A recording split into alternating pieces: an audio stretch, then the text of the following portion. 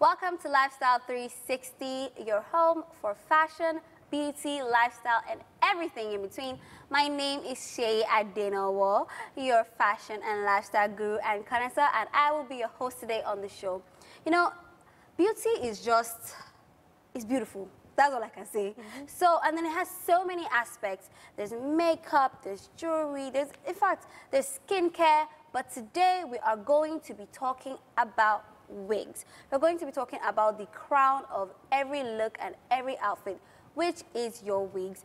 And I brought someone on set today to give us, a lot of information about wigs. We're going way back in time to talk about, how this all began. We're going to be talking about how to differentiate original from the fakes. We're also going to be talking about how to take care of your wigs, and we are going to be bashing and demystifying all the stereotypes you have heard about wigs, because we want you to look beautiful this year.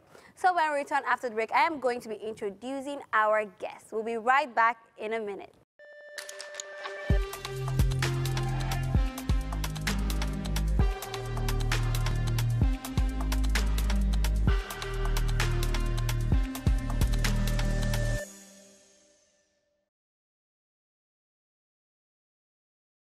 Welcome back to Lifestyle 360. I am still here, your host, and we are still talking about wigs. Remember, before we went, I said that I brought someone on set to talk to us about wigs, from care to the business of it, how to know the fakes from the reals. On set with me, I have Sandra, the CEO of Gold Collect Hairs. Okay, look at her hair. She's repping her brand. Oh, well, that's what we do. Girl, you look so beautiful. Thank you. Welcome on Lifestyle 360. Thanks for having me. And we are here to talk about wigs. Wigs. Wigs. You know, the thing about wigs is that people think it's a new thing, but I know from research that wigs have been in existence since the Egyptian era. Like, Egyptians were the first to start making wigs.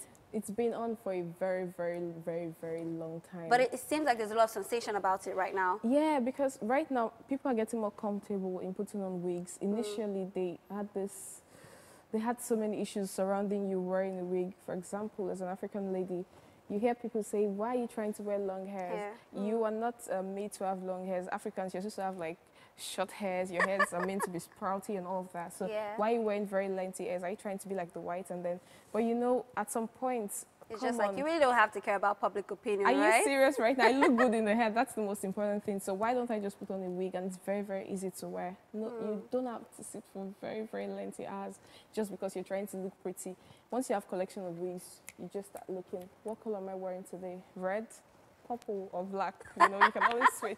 You can play around. That is actually why I like wigs. They're so versatile, so easy. I think that's actually why there is so much talk about it, because it's literally so easy. All you can do is just have cornrows on that, throw on your wig, and you are looking as beautiful as ever. Trust me. Awesome, awesome, awesome. So we're here to talk about, in fact, there's so many aspects, right? Okay. But before we go into that, I know there are different types of wigs, right? Yeah, there are. So can you tell us the different types of wigs and how to, what are the differences? How do I know this from that? Okay, so we have fiber hairs. Okay. We have synthetic. Okay. We have bone straight. We have Peruvian. We have Egyptian hairs. It seems like the list is endless, actually. Oh, wow. Because you wake up this morning and you're hearing of one particular name again. You're like, what's going on? What is going on today? And recently, people have started naming wigs after them. I can wear this today and I choose not to call it bone straight. I can say this is Sandy's favorite. So by the time you're placing an order, you say, I want to buy Sandy's favorite. You're not calling it bone straight. Oh. Why do you need to call it bone straight when you can actually create your own style? Because people wake up every day with something new for each of these hairs we're wearing, and where's that coming from? There's no manual for that, so why don't you just give it your name, So there are so many hairs, but we have mostly fiber hairs. We've got raw hairs. Those ones are the ones you just cut directly from the human, and then you just sew it in the machine.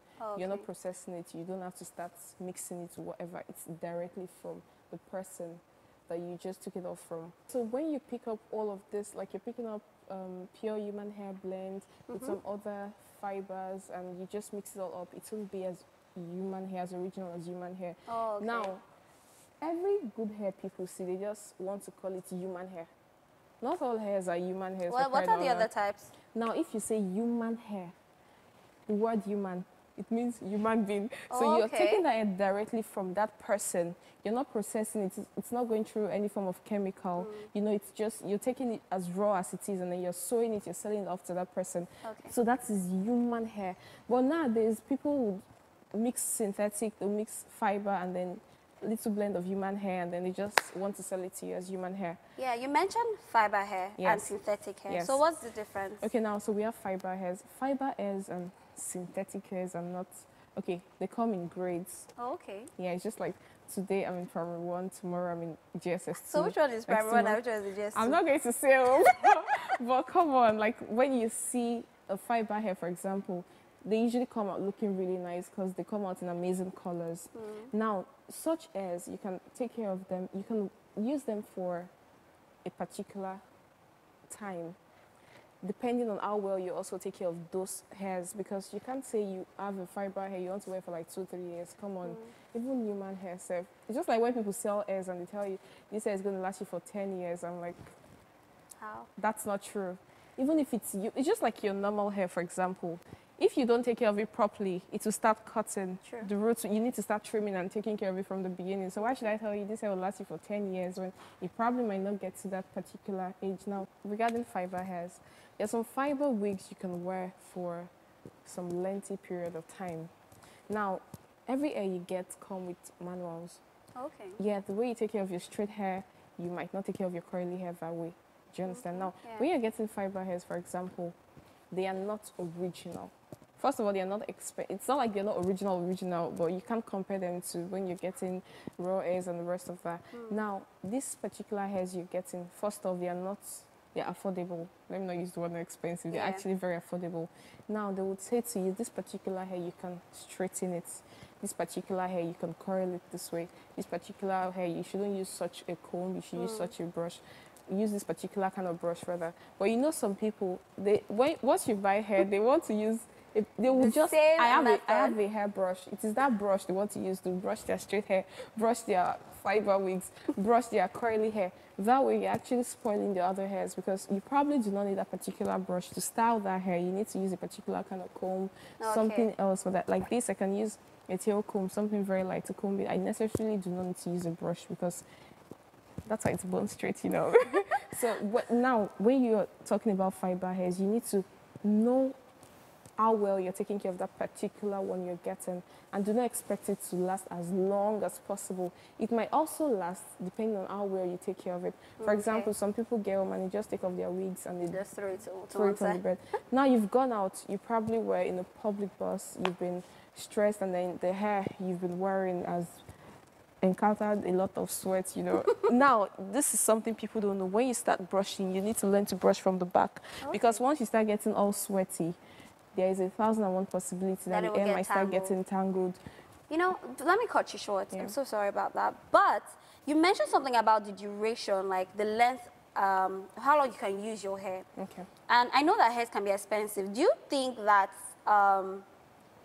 it's dependent on how long you can wear the hair? Like, is the price, because I know it's really expensive and actually even seems almost inaccessible to like the regular people, like, oh, this hair is so expensive.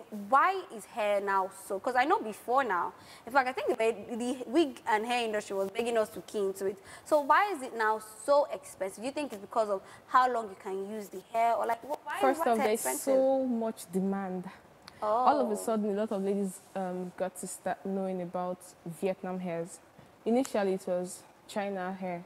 Peruvian. If you remember, it was mostly Peruvian hairs, Indian hairs. But all of a sudden, everybody started talking about Vietnam hairs and all that. Now, there's so much demand. A 16-year-old girl wants to wear a bold straight of like 200K. They'll tell you I want 26 inches, I want 28 inches and all of that. So it's not about how expensive the particular wig is or the particular hair is. It depends on how well you take care of that particular hair. Oh, okay. Yes, because you can get a very expensive hair and then you get to find out that it's fake. You probably spent your money. It's really not tied to how long it lasts or this thing. It's really just about economics, right? Yeah, first off, you need to be sure that you're getting really good products for your money. It's not, I can tell you this particular hair I'm wearing, I don't want to start talking about the pricing, but the prices that other people will sell it, you'll be really amazed. So most of my clients, I don't call them customers, I call them my clients. When they buy hairs from me, they'll be like, are you sure? I saw it at so place for such an amount, and then they come back afterwards because they know that I gave them value for money. In fact, more value for what they are paying for. So, also what adds to it is the brand. So, as a business, you can decide to hike the price if you want to. So this is what I do. I do not, okay, so it's a competitive market because everyone right now is selling hairs. Now, this is what I do. I look at these people. There are 20 people here. I should be able to sell something that about 15 people can afford. I have something for everybody. I don't need to make sure all my hairs are very expensive. You can come today, there's a 100K hair. You can come today, also there's a 60K hair. I want to make sure there's something for everyone. It's called customer relation. I may sell a particular hair to you and I make 1,000 off you. I may sell to this person, I'm making thank you of the person. So it depends on our way. You need to look at your customers and say, okay, this person, I want to make you my client. I know that, okay, the monetary aspect might be a little bit of, I don't want to use the word challenge. It may be amazing, but then I want to make you my client. If I put up your picture on my handle, I know people say, who is this pretty girl on your business page? And the hair she's wearing is really nice, so I want to buy this particular hair. Because of that, I'm already thinking ahead. I don't mind. I'm not going to make money off you, no problem. Buy the hair. But I've gained the customer to my side. Wow. Yeah. All right. So you guys now know that it's really not about the hair. It's about really just supply, demand. People want it, so it is high. And then there are also brands that can give you access to affordable hair that is also quality. You know, we're going to go on a short break, but we are not done yet. We are not done here. When we return after the break, we're going to be bashing some myths about wigs, and we would also be talking about how to take care of your wigs. So please stay on the show. We'll be right back after a short break.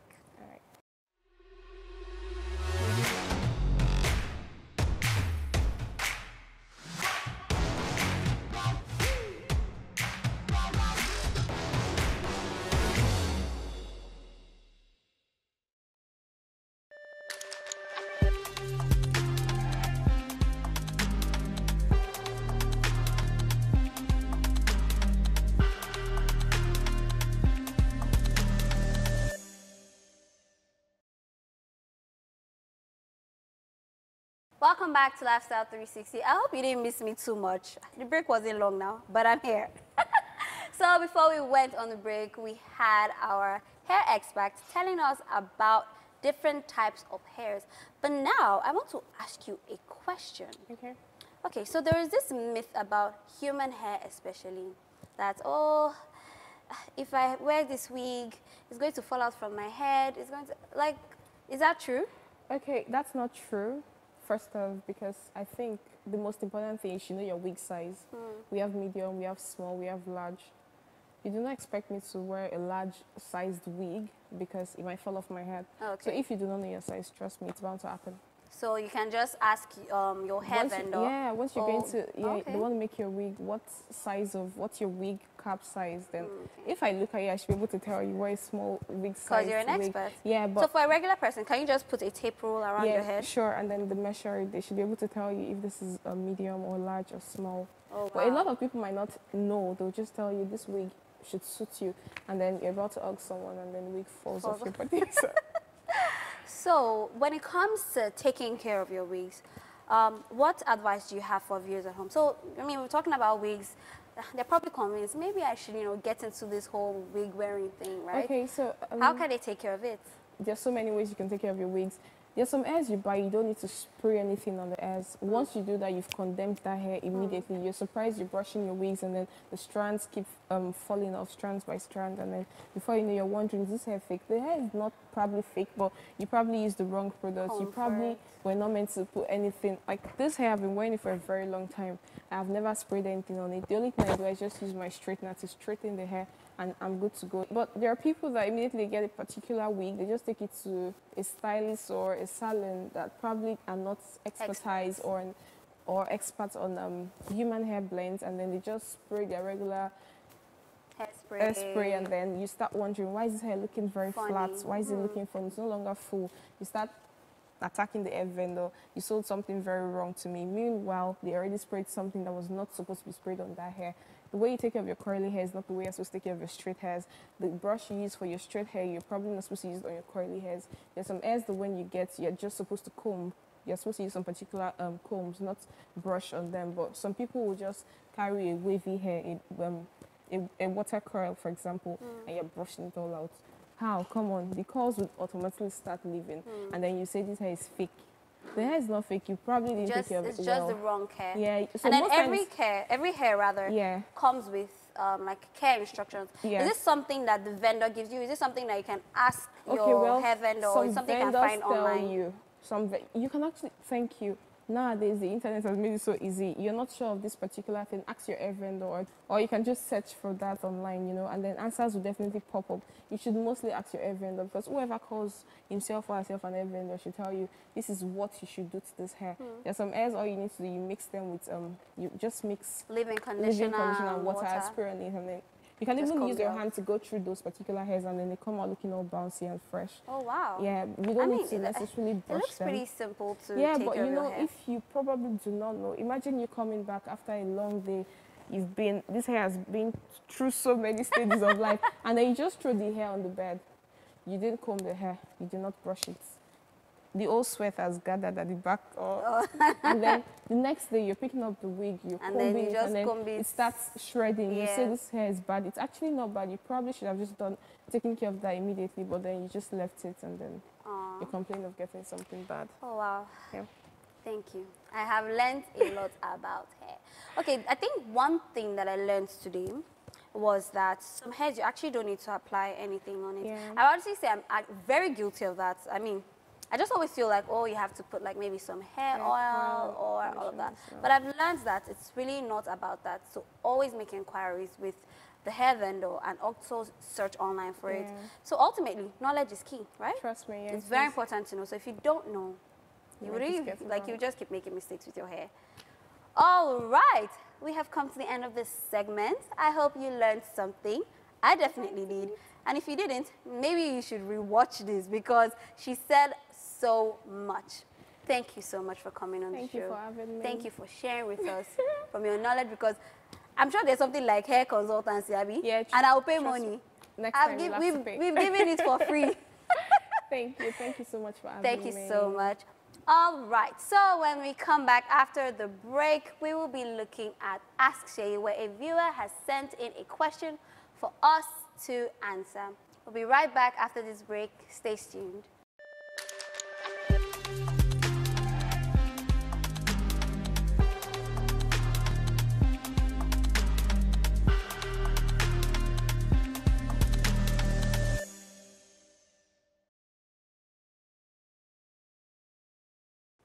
Welcome back to Lifestyle 360. We had Sandra, who is a hair vendor and expert with wigs, telling us about how to take care of our wigs, things to avoid, the do's and don'ts, and really how to keep your hair staying and looking great.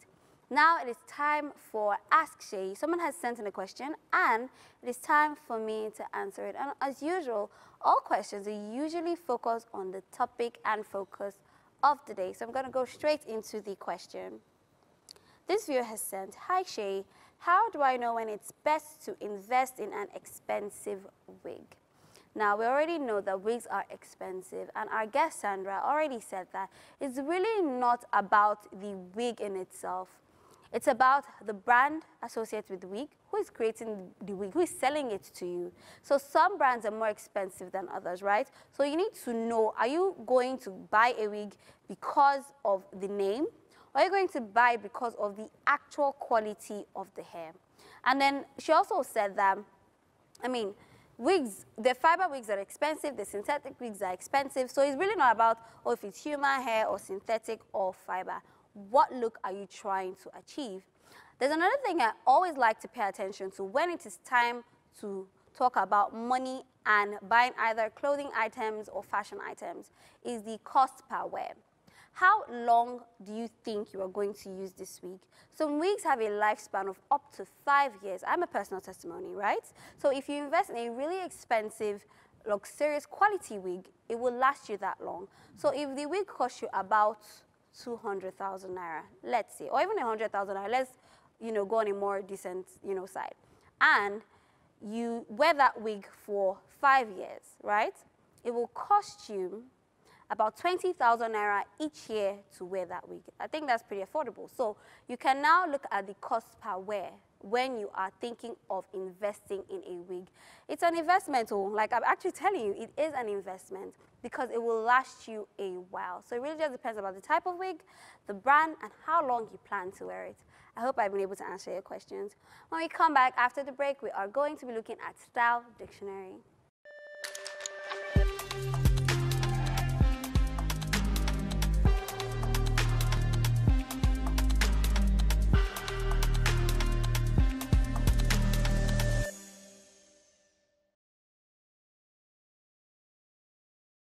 Welcome back. Now it's time for Style Dictionary, a segment of Lifestyle 360 where we focus on basic fashion, lifestyle, and beauty terminologies.